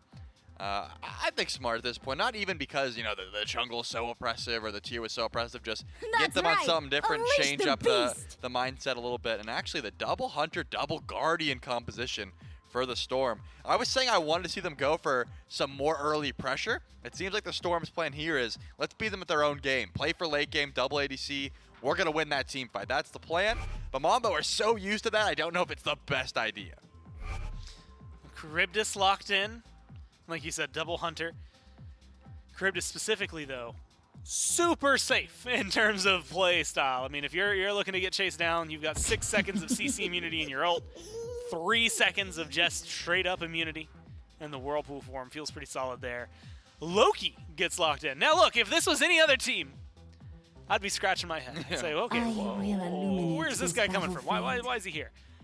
Johnny's SBL run for the longest time, and granted, you know, take it all with a grain of salt because most of it was on ping, playing over to North America for the entire team. Right. But the best games the Valkyries had when they had Johnny on there as their jungle was when Johnny was playing Loki. And this feels like it could be kind of inspired by some of that. I mean, it is a very, very solid pick for this specific player. Yeah, I was waiting to see what the last pick from the Storm would be here before I touch on that Loki, because I think that the strength of Loki will always be, I mean, he just 1v1s the enemy jungler, period. Doesn't matter who you are. When Loki gets online, he will find you in the jungle and be able to just 100 to 0 you. That's the benefit of it. And Pele is she's not immune to that. There is going to be some 1v1 potential there. Not to say that Magicfeet will just, you know, lose that 1v1 every time, but more often than not, if you're just getting hit by a Vanish before you even realize Loki's there, you're probably relicking and ulting away or losing that fight. And now you're looking at the full composition here from the Storm. They've got double Hunter, they've got double Guardian, which means a ton of Shred, a ton of CC, as well as just a Pele in the back. I do like what the Storm have done here to try and combat that late game style of play that Mambo have went for, but man, if we're looking at both of these late games stacked up against each other, just because there's double Hunter does not mean that Mambo doesn't have a fair bit of late game shred. I mean, in spades, the Tiamat, as we've already seen, is never going to fall off. Yeah. The Chernobog is just going to get better with time. And Loki, I mean, I see a lot of targets for Loki to try and get in and do some one-shots. And you know what? I mean, being able to squish, if he goes for a Charybdis, there's a little bit of reaction time, maybe a window in there. For Pele or Chiron, though, you might be either forcing some relics or unfortunately dying. The big question on my mind, though, you know, Cabrakan can play aggressively. That's something that the Mambo are going to have to deal with here. Right. Cthulhu killing. Do they have enough to stop the Cthulhu in these team fights, or is that going to be a very heavy asset for the Storm? It's definitely going to be difficult. I don't think that, you know, killing Cthulhu is ever an easy task until late game. Even late game, you know, if you're building correctly, Cthulhu is not going to be shred through. Uzzy, not a stranger to playing this character, so recognizes the amount of damage for the opposition. So I definitely think Cthulhu is going to be a problem. And of course, the fact that Echrome's going to be on the opposite side of the map for some time. Sure, you can ult over, but you're losing a ton of farm if you are doing that more often than not. So I think Uzzy's going to have free reign over in that lane for a bit. The issue, of course, is Johnny going over to that solo lane? Is he forcing out this Descent into Madness before a team fight? Because you always got to put some respect on the Loki damage once like 2 or 3 items are online. So they do have the burn here, but it's going to take a bit to get online. And Amaterasu, another pick that has been a little more, well, specifically like Deathwalker, right? I mean, it's come down into the SPL occasionally, but this feels like something we saw it in his highlights. How do you feel about that pick in general, just playing into this team and playing with this team comp? I think it's great into the Chiron specifically. The Charybdis doesn't really care. Whenever you see Dazzling Offensive, you're just hiding in the whirlpool, right? You're just gonna say, okay, okay, goodbye. Yeah, I'll see you when that stun's over. Then we can talk. But Chiron, the giddy up is really never gonna get you out of trouble. You know, Amma with enough movement speed should be able to catch up to that, and you're getting value out of that stun. Of course, there's cleanses into play, but you have to time it perfectly. It's going to be a difficult one to deal with. Well, the Storm's backs are against the wall. Can they push us to 3, or does their tournament end here? We'll go down to J-Mac and Spooky and find out in Game 2. It's an elimination game for the North Americans. The Xibalba Storm have got to find a way to get a win over Hex Mambo in game number 2. Game 1 was a slow farm game out of both of the teams, but we know how that benefits Hex Mambo. These guys over in Europe are accustomed to these longer, more drawn-out early games before the brawling happens.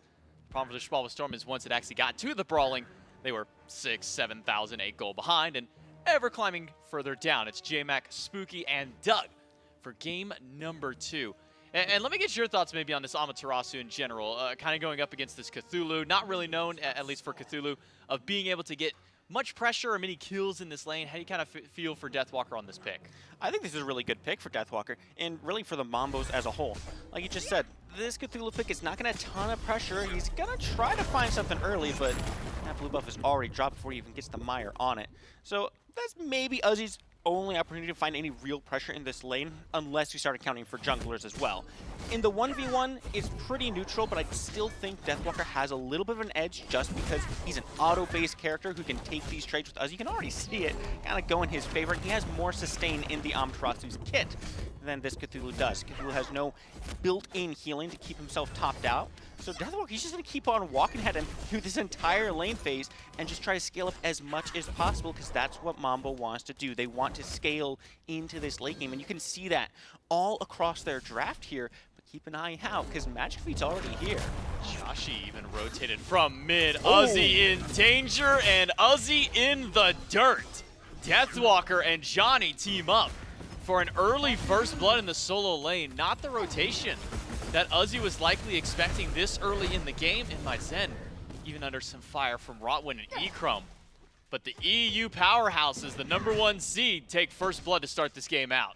Yeah, that's just super unlucky for Uzzy, because you can tell there was an additional layer of surprise there. Because Magicfeet was in that jungle. He had just walked over to that blue buff, and neither of them had any clue that Johnny was there. That's the value that this Loki brings with his vanish. You can sneak right past the enemy jungler, and they will have no idea that you ever walked past them until you start coming out of that stealth and start swinging those basic attacks out. And this is a much more Johnny pick, too. This is something we've seen him play a little bit more often than the Chang'e, and I really like him going back to these more assassin-based routes here. This lets him get a lot more active. He can find a ton more value instead of just being this walking ult bot that tries to find 2-3-man storm calls to change a fight. And that kind of alludes back to what Gormizer was talking on the desk, during Johnny on his time on the Valkyries in the SPL last year. This was a pick that was winning the Valkyries games early on in the year. And then Johnny was never allowed to play the god again. Even when Loki wasn't meta for 2.5 phases, Johnny didn't get to touch this god. He was not allowed to play Loki because he just had that much of an impact on that god. And now getting a chance to see him play it again, the respect that even some of the other SCC teams throw towards him when this god isn't meta. Always got to keep your eyes out for Johnny when he gets this opportunity to play this god. And you take a look at the Mambo's draft as a whole, it's such a powerful draft right now. It's so late game scaled between Deathwalker and this Ama, Zyrhoes on the TN Echrome, now back on this Chernobog. I'm surprised he got it back, but Xibalba Storm is getting active early with their draft, and Rottwen's the target again. Rottwen does not manage to get through the Riptide this time. The Tremor's locking him in place, but it's not enough still. One more cast of that Riptide available, but doesn't use it. Goes for the stun, gets the shell off, and a slow onto Rottwen, but Johnny is trying to turn this fight back around. 3v2, and now a 2v2 as one is gone from both sides. Ocean's on the run, finds the stun against Johnny, and that may have just been enough. No, Johnny's blink was back up in time, but the dot is enough to take down Oceans. 2 more for Hex Mambo, and only 1 for the Storm. What did you just say, J-Mac? What did you just say about Johnny on this Loki? He knows how the god works. He knew exactly how much damage he needed there to put Oceans back onto that gray screen. Hits him with advantage, throws down that decoy, and that's it. He walks away. He turns his attention back over to InMyZen because he knows Oceans is done. He's done for. He's got nothing else to do there. This is the kind of problem that you have when you let Johnny on these picks that he's so well known for. Sure, maybe you don't see a lot of Loki these days, but if Johnny is the premier Loki player, you have to expect that he's going to be playing it at this level, and he's going to be active as early as possible. Last game, we didn't see Mambo really doing a whole lot of fighting at all until the 20-minute mark. Now with Johnny on his pick, they already got 3 kills on the board, and take a look at the lead. It's already about 1,500 in their favor. It's a completely different story from what we saw in Game 1. This is a much more fight-oriented, but also have to give credit to Rottwen during that fight for delaying as long as he did between the double Riptide to get away from Purple, finding the stun early on to slow down Magicfeet on this Pele. Rottwen expending even his shell just to make sure that he has enough time for Johnny to make that rotation over and get those plays. And we see another initiation on the left side. Rottwen can't go through that wall. He's got to wait till it is broken down. But with Magicfeet here, Rottwen has nowhere to go. The stun hits Magicfeet. One more shot from the rocks will do it. Magicfeet gets his first kill of the game and a second one for Hex Mambo. Pyroclast able to finish that one up, but Deathwalker looking for a little bit of action over here in the solo lane. Is going to force the ultimate out. That should be the end of that exchange. Those mana bars are looking pretty low. But I really like to see this from the Storm. They've got so much aggro on this top now, but still, Johnny's just forcing ultimates out in this dual lane. Storm has such a good early game draft, but Johnny on this Loki is just constantly forcing the issue everywhere. Uzzy. Very close to going down. One more good auto from Deathwalker. Could have done the job. Deathwalker may have stuck around a little too long because Magicfeet is in the backline. Gets the beats from Deathwalker, but a dash just in time won't get him far enough. Magicfeet, with an ultimate of his own, will turn around the fire to the solo laner of Hex Mambo and tie up the scoreboard. It's exactly what you need to see. Storm responding to the aggression that Johnny has on that left side. Okay, we're not going to be able to constantly match that. Let's bring this attention over here to the right side. Uzzy is struggling against this pick, and you really don't want Deathwalker getting online on this Amaterasu too early.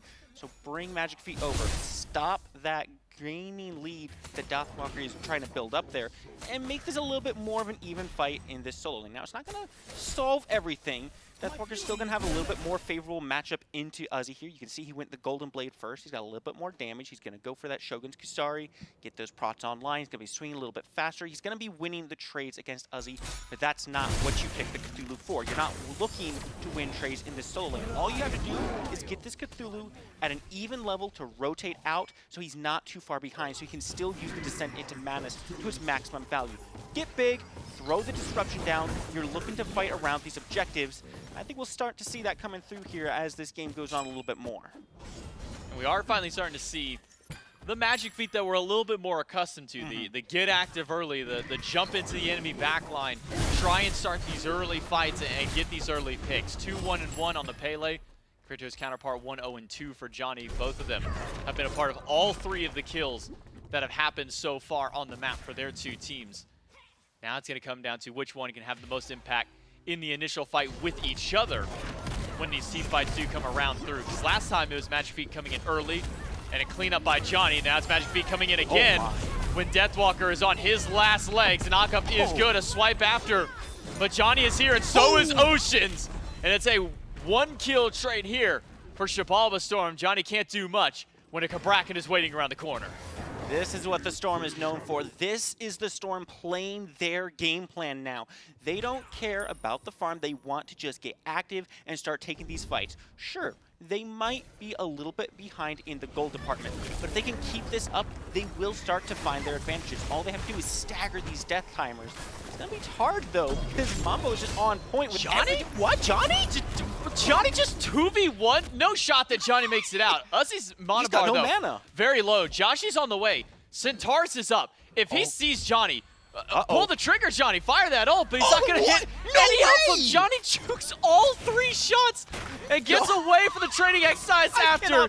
Dzoni lives. Can Joshy live? He will dash away, not very far.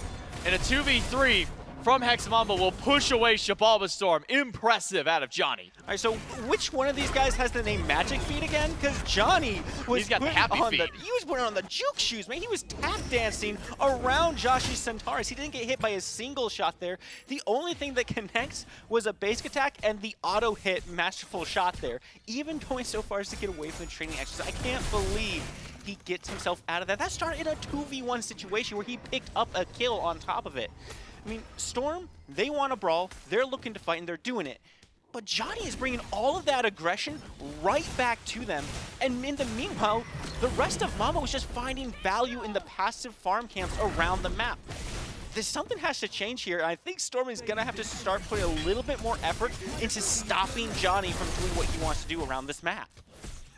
Echrome has put the fear into Zen. With only 1 person here, he has forced out this Maw.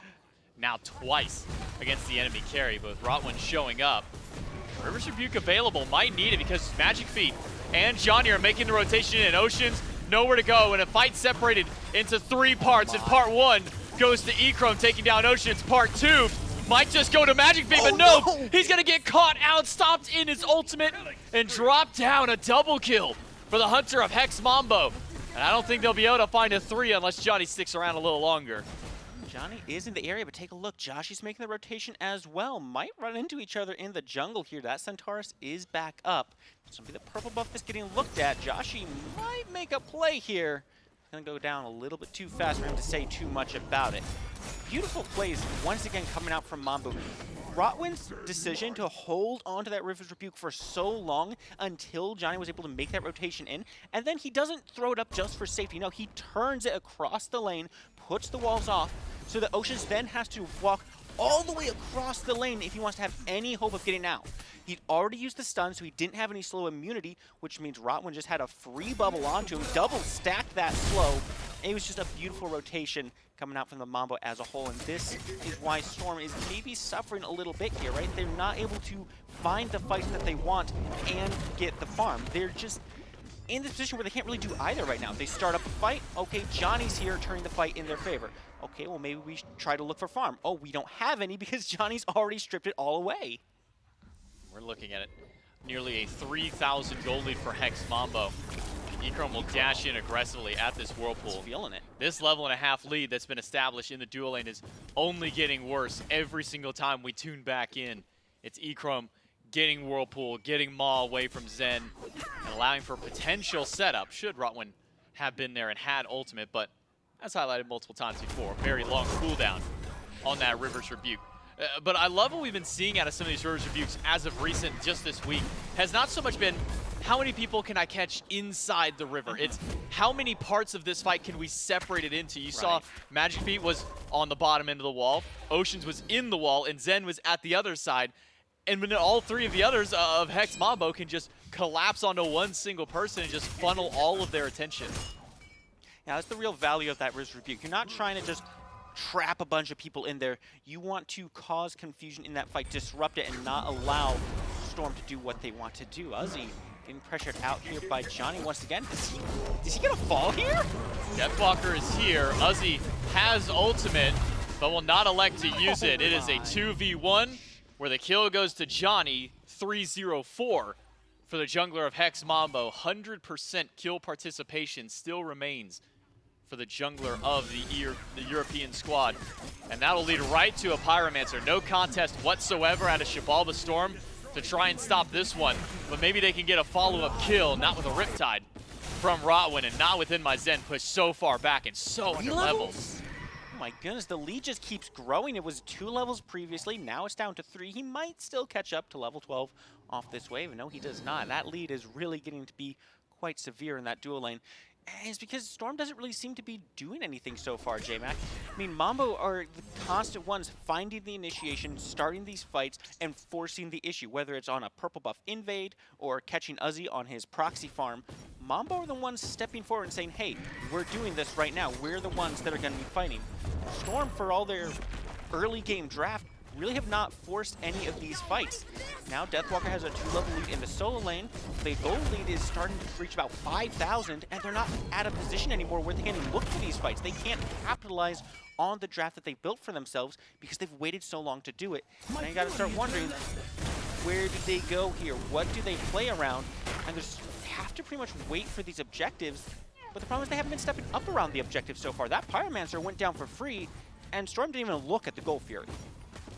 We did see Storm position themselves up near purple because that has been one of the primary targets of Hex Mambo's, keeping Zen away from purple. While, sure, Mambo's not getting a lot of XP to themselves, it's creating opportunities like this, where Gold Fury is up because everybody from Storm got poked out in the lane. Zen too low, had to go back. Joshy half HP in the mid lane scuffle, and Hex Mambo pick themselves up a Gold Fury. 2 major neutral objectives now to the Europeans.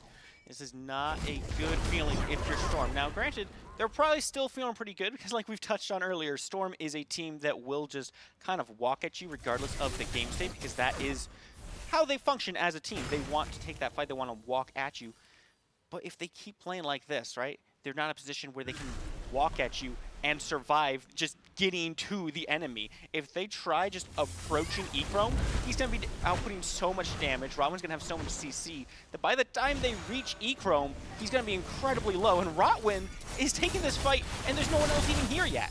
Magicfeet might want to run because Johnny's nearby. Stun does hit Oceans, as well as the Tornado through. Uzzy has made the rotation to this fight Johnny. and is doing a lot of damage to Johnny. Magicfeet does have ultimate if he needs it. He'll use it to close the gap.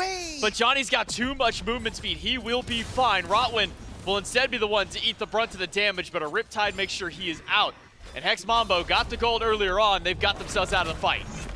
Unbelievable. Uzzy's still going to try to go in, but he's under that tier 2 tower. Joshy does pick up a kill, and they're still going to keep going. One more in the left lane. Rottwen by himself. Oceans almost dies to the tower, but Joshy picks up the double kill. And Xibalba Storm have finally found that fight back. Deathwalker on the rotation will not elect to dive immediately into 5, despite the fact this is a level 16 Ama. So I was wrong. They have successfully walked at the Mambo, but they haven't extended this gold lead at all. Now they're looking for this tier 1, and Deathwalker's not letting him have it. He could get a kill on Magicfeet with one auto. And in the midst of 5, Deathwalker comes up big for the team to shut down the jungler who's been trying to keep things going back for his team. And Hex Mambo, they lose their tier 1 tower, but a play by Deathwalker keeps hopes alive. Ocean's body blocked Magicfeet. Magicfeet was trying to run away from the fight, but he couldn't get past the Cabrakan that was staying right behind him. Deathwalker able to pick up that kill. And sure, you managed to find yourself a couple kills. You got the tier 1 tower. But look at the gold chart still, J-Mac. It really hasn't shifted at all. In fact, it still looks like it's pretty well in favor of Mambo. They lost about a couple hundred, maybe about 1,000 gold to that. But overall, it's not a real loss. They're not really taking any real faults there. They don't get to take any big objectives on the map, Storm that is, because there's no objectives up on the map. Mambo has already taken them all down. The Pyromancer isn't even up yet, and since we're only 16 minutes in, Fire Giant's not going to happen right now. Not when you're 5,000 gold down, not in this game state, no sir. So all Storm can do is pressure that tier 1 down, walk away, now down their jungler who was doing so much work. That's a really big feels bad moment for the Storm there. But it's shown one thing. It shows they still have fight left in them. They can still make this decision to walk at the Mambo and find their picks. Now, I grant you, maybe Rottwen was a bit overcommitted there, threw up the River's Rebuke when he didn't really have the backup there just yet. He was really buying time for his team to make that rotation, and Deathwalker was all the way over in the right lane for that entire fight. He was not even a factor in Storm's win there. Now, if you start looking at these 5-on-5s, you got to wonder, can they repeat that same success? It's going to be a little dicey. 4 levels up for Johnny, 3 levels up for Deathwalker. Even a couple levels still for each of the members of the dual lane. So very vast XP lead for Hex Mambo. But as mentioned, Xibalba Storm were willing to draw a line in the sand at the Gold Fury. And that's always step number 1. It's where will you make that first step up? It was the Gold Fury, and now it's the Pyromancer. The Rivers will catch 2. Joshy in the middle of it. The Tremor's doing decent, but Zyrhoes is by himself in the back. Echrome will come in and rally as the support for his mid laner. Magicfeet now the one in danger, and so is Deathwalker, shot down by the mid laner of the Xibalba Storm. And Oceans will re-engage onto Rottwen, but a Riptide will get the support out, and Hex Mambo only lose 1 at the Pyro. Now Storm looking to get the Pyromancer themselves, put a little bit of gold in their pockets, and J-Mac, you gotta wonder if that maybe comes down to the River's Rebuke, the way that was utilized there. You touched on it earlier, it's not about how many people you can catch in it, but hold that thought, Rottwen is still a target. Zyrhoes, Echrome doing a lot of damage to Ocean. Zen has to use the Whirlpool. Echrome and the rest of the team want this fight. But Rottwen is low on Omi, but Zyrhoes is not low on damage. That gets the Aegis away from Zen. And Hex Mambo keeps Xibalba Storm from pushing anything more than just the Pyro. Man, it's a good thought from Storm, and they don't lose too much off the back of that. Sure, they do have to expend the Aegis from InMyZen. Luckily, it's still a Charybdis. He still has Whirlpool form. He's still safe. Goodness, the damage still comes through. But Uzzy is here, rallied around. Johnny goes to the backline to find Joshy, but doesn't get anything. Ultimate down for the Loki, Johnny? and so is his life bar. Zen and the rest of the Storm able to shut down the jungler of Hex Mambo. And Echrome will probably be shut down as well. No relics to his name, and ultimate by Zen just to close the gap. And Magicfeet to close the kill. Xibalba Storm have rallied themselves back closer in this game. Man, what is happening right now, J-Mac? At first, I thought Storm was overcommitting to trying to kill Rottwen in that mid lane. You got yourselves the Pyromancer, you got a couple kills, feels good. Then you get pushed back to the tier 1 tower. InMyZen has to expend the Aegis, but then the Mambo just keep trying to force the issue, and it leads to this big fault here where now Johnny goes down, Echrome goes down. That's 2 big shutdowns, and what does that all translate into? 1 more Fury going the way of Storm. Take a look at that gold lead now. It was about 6,000 just a couple minutes ago. Now it's down to 3,500. The Storm has done a phenomenal job of cutting this lead almost in half and putting themselves right back into this game. Take up this tower, and there's nothing Mambo can do about it. This tower's gone. Zyrhoes can throw a couple of abilities just to slow it down for a little while. And Echrome will dash in. Whirlpool gone again. Echrome will dash in to close the gap.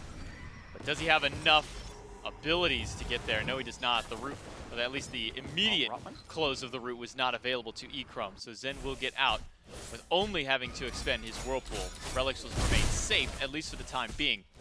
But now for Xibalba Storm, we've seen that they're willing to force fights at Gold Fury. They're willing to force fights at Pyromancer. Does this instill maybe a bit more confidence in you for Storm to step up? Should Hex Mambo try and maybe even sneak a Fire Giant or try and like put themselves up towards this objective? Oh, for sure. If anything, this has cemented that Storm is able to fight around these objectives now. Especially if the Mambo decides to start up something like the Fire Giant.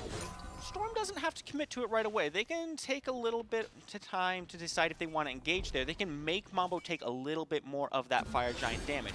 If they do that, the fight looks amazingly good for them, because once Uzzy decides to descend into Manus and step forward into that fight, it's a lot of disruption that comes through for Hex Mambo. my eyes really go to Rottwen right now. Rottwen so far has kind of shifted the way he's using this River's Rebuke. He's not separating the fight as much anymore. He's trying to catch multiple members of the Storm inside of it, and those fights really have not been going as well for Mambo. I think Rottwen needs to just take a step back, angle that River's Rebuke a little bit more, and say, okay, who can I separate? Who can I cut off from the rest of the Storm? And frankly, if that's Uzzy, then I think Uzzy should be the target, because once he goes into Descent into Madness, he has no way of getting out of the River's Rebuke. Chernobog here, piloted by Echrome, has the kin size online. He's going to be able to melt through the health pool of Uzzy. You just have to pick a target and use that ultimate to separate it. Once that happens, things start to get a little bit tougher for Storm because they won't have that front line able to just soak up everything. Tier 1 tower goes down to Hex Mambo. But that lead that Xibalba Storm had been working so hard to cut down has started drifting back up. It was 3,000 and it dropped back to from the 6K plus, and we're getting right back to that 6K. Uzzy goes up, sent into Madness, the knockup immune by Zyrhoes, but Rottwen caught behind the walls from Oceans. Cannot find a path for himself out. Cannot even get to his own Riptide, but does get the ultimate off before he goes down. But there is no further follow-up from the rest of his team just yet. All 5 of the Storm now move their way towards fire. This is the strangest thing, J-Mac, because in game number 1, Hex Mambo were the ones grouping up as 5, moving around the map as a full unit. Now Storm is multiple thousands of gold behind, and they're the ones doing this grouping. They're the ones catching out Mambo, and they're the ones taking this fight. Mambo, though, are pushing back. Only ultimates up are Magicfeet and Zen, but it's the same for just Johnny and Deathwalker. But look at the damage that Hex Mambo have done to Xibalba Storm between the Fire Giant batting at the HP and Hex Mambo. It pushes the Storm away. And now, it's Mambo who can start up and take a Pyromancer. So, answering back in an unfavorable power play, and maybe even better, because Deathwalker has started up the objective. Hex Mambo are here. Johnny can make his way over. No ult for Uzzy, no ult for Oceans, and Johnny will stop their backs. And I thought for a moment we'd see the continuation of the fire, but it's just the continuation of the fight instead. Johnny and Deathwalker pill up a kill on Oceans. They're going to go right back to this Fire Giant. Storm now positioning around the Fire Giant. They're ready to answer back, but it's getting real low, J-Mac. Rottwen doesn't have ult. Fire Giant's a coin toss. Hex Mambo get it. Uzzy gets it to the ultimate, but his health bar is gone. Magicfeet puts up a lot of damage in the back line, but he's caught inside the river now. Zen finds one, and Zyrhoes will trade out to take out Magicfeet. 3 down for Xibalba Storm, and they trade out only the support of Hex Mambo. What a fantastic ultimate. Rottwen dead to rights there. He has no chance of getting out. But the fact that he's able to get that River's Rebuke up right before he dies, I mean right before he dies, the second he goes down, those walls come up. And it's just a beautiful play from Zyrhoes. Able to get in there, finish off that kill. 2-for-1 trade. You get the Fire Giant. You can't ask for too much more than that. Maybe you can ask for a 2-for-0 trade in Fire Giant, but that's a little bit greedy. But Zen trades another one out. Make that a 3-for-1. Hex Mambo are in the dominant position now. Echrome really just did it to him, huh? He just did it. He just said, you know what, I could probably take this fight. And it wasn't even a fight. He just showed up and roundhouse kicked him in the skull for a moment and said thanks to the free kill. Hex Mambo, who were I can't even say they were losing. They were being pushed back by Xibalba Storm. All this neutral farm on the map has been able to push that gold lead back to Hex Mambo. They were up 6,000, went down to 3. Now Hex Mambo are 10,000 up. I mean, where's the defense for Xibalba Storm as we start moving towards these Phoenixes? I tell you right now, it's not this tier 2 that Uzzy is stepping up to. No, sir. They've got to have to pull back away from that one. Look at this. Storm isn't even grouped up right now. They need to pull back and get on this Phoenix. The Phoenix line is where they have to play at. And it's going to be a really tough defense right now, and that's because of Rottwen and the River's Rebuke. If they can force that out, they have a good chance, but they might not even have the chance for it. Uzzy barely had a chance to get to the ultimate. Rivers are not the greatest to hold anybody inside, but Oceans' health is definitely low. Deathwalker in the back finds a stun up only against Oceans. Xibalba Storm are surviving, at least for the initial initiation. The amount of healing that Rottwen can throw towards his team to get them back up, plus the fire, means part 2 is on the way. Not gonna lie, that went better than expected, but they're not gonna have too much breathing room. Rottwen says, we're going in. Phoenix part 2 still does not go over to Hex Mambo just yet. Double stun and an open it from Joshy. will scare away the members of Hex Mambo for now. The left side bird will live, but again, Hex Mambo can continue to sustain up with their Yemoja and with their Fire Giant. Yeah, this is getting a little bit tougher. It was looking good for Storm for a moment there, but now they're one more ult short. Only 2 available, and that is not a Descent into Madness available. That was the first thing burned, and that finish is looking very unhealthy. Deathwalker at the forefront, but eats a lot of damage from Joshy and from Zen and from Magicfeet, who's found a big pick, but Magicfeet will trade his life out. Zen with the Whirlpool, his main line of defense gone, only relics and an ultimate to save his life now. Oceans goes in, finds a wall, up against 2, but Johnny has found the pick on the mid laner. Joshy is gone, and Uzzy and Oceans are left alone as InMyZen does not even get a chance to make it to the fountain, if not for the fact that he still had the Whirlpool. Bird is gone. Oceans roots himself in place and sets up for Echrome to chase right in. Zyrhoes finds the kill on the support. It is only Zen left to defend against the Titan, to defend against Hex Mambo. And on elimination game, Echrome will erase the last hope that Xibalba Storm have, and it's the European #1 seed that moves on to the next day. That is absolutely brutal coming from Mambo. You could see the makings of that game throughout the entire course of it. The leads that were constantly building up over time, and Mambo weren't even having to do a whole lot to find those leads. They were just passively farming. Even when the fights were starting to look a little bit worse for Mambo, it was still Mambo that was constantly in the lead gold-wise. Even if they take a couple losses in a fight, they're constantly finding these invades. Deathwalker on the right side of the map, constantly going for these jungle buffs, for these small camps, for the tower, proxy farming, making sure that no matter what, Mambo was in the lead. Well, off screen, you were kind of calling for maybe hoping Mambo was willing to scrap a little bit more, maybe have a little bit bloodier of a game. And well, this time around, Johnny and Hex Mambo are able to bring that. Some very early scrapping, a minute 1.5 or pre, even that first blood that goes to Hex Mambo. From that point on, Johnny goes on a 3-0-4 start for the team. Has a little bit of a bump in the road, kind of at that midpoint of the game. But Hex Mambo are able to bring that one back. They're able to dial it in and focus up. And then once it comes around to these objective play, these Fire Giant dances, it's Hex Mambo who come out on top. The Europeans move on to the next day of play. That's it for the Xibalba Storm. That's it for us on the cast. We'll throw it over to the desk to close this set.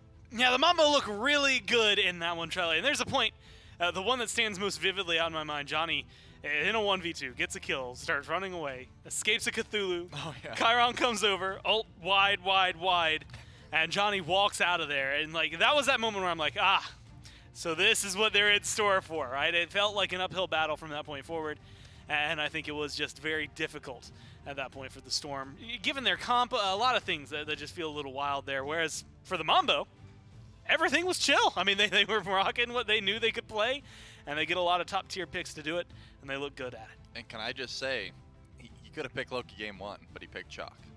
I'm just saying, it was a possibility. He won. They still won game 1. Good. Of course he didn't lose. Of course they didn't lose, but you know that I've been voicing my concerns about the jungle, and I just want to say, when he's looking this good on the Loki, why play Chaac? Either way, I think you're right to highlight it. Just a very clinical game, much closer, and I do like the adaptations the Storm made to try and combat that. But once it got to late game, it's right here about this is exactly where Mambo flourished. This is the type of the game that they want to play. You know, they always are able to get to that 20+ minutes, and they are so experienced at it. I didn't think there was a way that they were going to be able to beat them in that portion of the game. But again, the Storm had to make a change. They didn't want to go home. And, they looked about as good as you can against the #1 EU SEC seed. Yeah, I mean, look, and there's a reason. Hex Mambo have been the top of the top for a while now. It's just, look at the control they're able to get in some of these team fights. And a lot of it, again, good CC, good trade-off in the front lines. It's almost easy to forget that they're playing with a sub there for support. Again, Rottwen slots into this incredibly well. I think Echrome had some really, really solid games. If we're trying to shed light on some of the other players here, of course Johnny's going to do well. Did you see Johnny got a pentakill in the SBL? He got it against the Kings of all people. Yeah, he's going to be a great player. 6-1-7. That one feels pretty solid. 7-2-5 as well for the carry. And it was just a good game for the Mambo. Again, a couple of bumps in the road there. 5 kills picked up for Magicfeet, making sure that the presence is known. But unfortunately for the Xibalba Storm, that is where their Masters run is going to come to an end. Mambo now get to move forward to Sunday. They get to relax for at least tomorrow as they watch over to see who they will be facing, again, between the Bolts and the Scarabs. As they play tomorrow, we'll figure out who ends up staying or going down to the losers bracket, who moves on throughout Saturday. But for now, they get to be happy about it, right? You come in, you get a 2-0 win, you bounce back, and for a lot of these guys, it's a time back on land. And I think getting that back under their hands has to feel incredible. Yeah, I mean, Mambo are happy to get the win, of course, but, you know, unfortunate for the Storm. I guess you could say the Storm has dissipated. It's no skies are cleared. The skies are clear. Blue skies. Mambo are here to party. And that's exactly what they did. And again, I think just playing to their style, that's something. They knew their identity going into this tournament, and then they're consistently playing their style. And it's something difficult to do as one of these SEC squads, but you know, they're confident in their gameplay, and they're showing it on field, and that's key. You know, I'm going to say it's on us, Charlie. Okay. We made a summer-themed event and then had a storm. Wait, Of course they're going to lose, man. Oh, It's all about sunshine. I got sunglasses on. They're not allowed to be here, dude. That one, that might be our bad. Either way, I think it's really fun to watch. And again, you know, when you're looking at these teams, now we've had the first seed from each region so far. If you were watching earlier, the Hounds, now the Mambo, have moved forward in their bracket.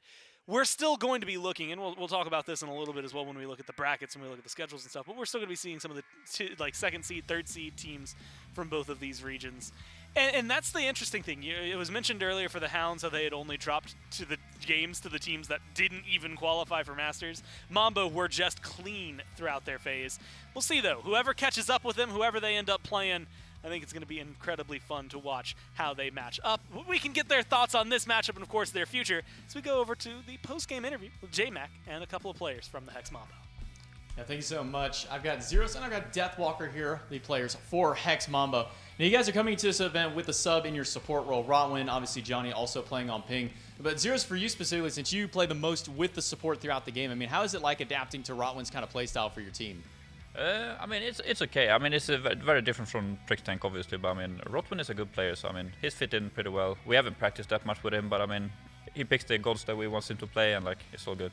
Seems to work out well. Now, Deathwalker, talk to me a little bit about the thought process behind Dzoni here. Goes for Chaac jungle 3 games in a row. Finally finds a win on it today, and then switches over to the Loki.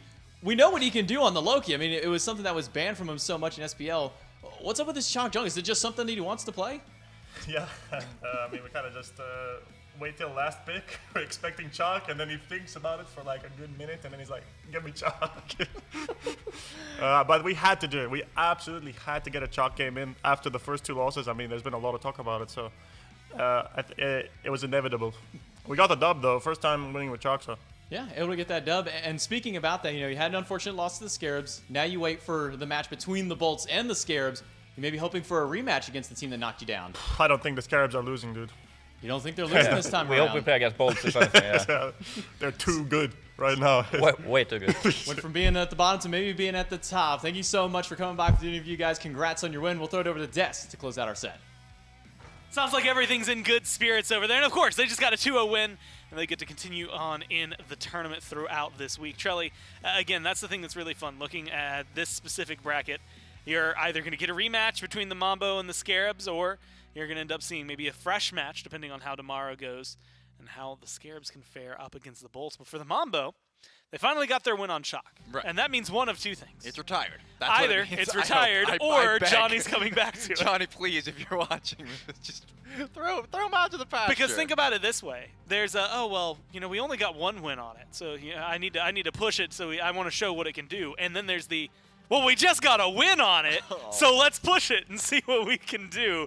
It's going to be a lot of fun. Charlie doesn't want to see it.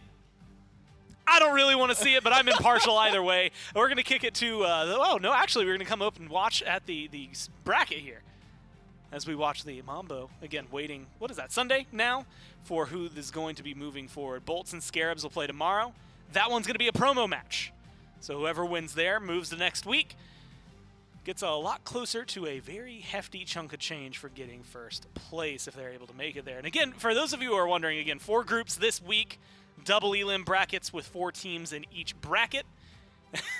And next week it will be an 8-team bracket into semis, into finals with a 3rd, 4th place match there for due diligence and, of course, like money, things like that. Hex Mambo, as mentioned, will be waiting until Sunday to find out who their opponent will be. That will be determined tomorrow.